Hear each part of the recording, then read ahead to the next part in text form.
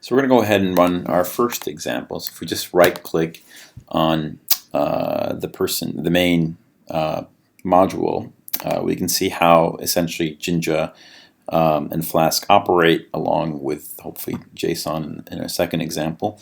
So what happens is when we start this, we basically, as I mentioned before, you start up Flask, you give it a list, and then users as well, and then these things are going to be appended. So we're essentially passing information where we get people, we create them, we dump them into a list, and we're going to dump that, then specific information of people into our users lists, which we then pass on to both JSON but also to users. So it's going to be JSON as well as users that are going to be applied together. So what Jinja and Flask allow you to do is have different kind of ways of representing data information basically passed to websites. So you can pass them as lists, or you can pass them as JSON kinds of objects, or data added to JSON, which then allows you to display them on sort of different kinds of websites that use JSON, which is a very popular form of having dynamic data applied. So in our example, we've activated now our website as we pass this information to the layout, so called layout HTML in this case.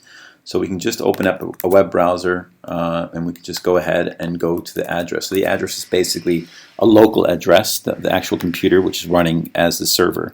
So what you're seeing here is the information that has been created. This is the number of people created in that iteration. So in this case, 6. The images are quite boring, I must admit, since we're just using that sort of little image tag that I had applied. But it's basically allowing you to pass information from these people objects.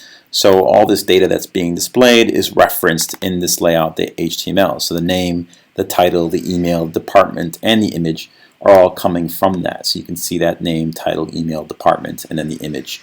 So that's all coming there, and then you repeat that 6 times within this for loop. So that allows you to then to essentially access the person object within an HTML, a basic looking HTML website using the sort of tools of Flask and Jinja. Now what's nice about this is you can also, it's quite dynamic, so you can leave it active. For instance, if I want to make the title and in the first part of the data and then the name, then it should dynamically sort of update the page. So if I press return, you'll see title now goes ahead of name. So that could be one way you can do things. If you have other code you want to apply, you can keep the server active and simply update the code. So for instance, here, let's say I changed this to something like list of various people for my primary title. So that could be sort of a small example of how you might change things. So I press return, and you see that my string where it says list of various people.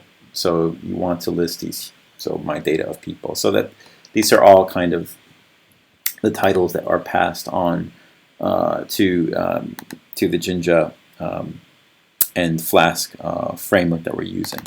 Okay, so that's how that works, and you can see that these examples are again applied here, where title is passed on to HTML tags essentially, and that information can be grabbed using the actual HTML layout that Jinja and Flask apply in this tool. So that's how you would go ahead and run a basic example using this tool.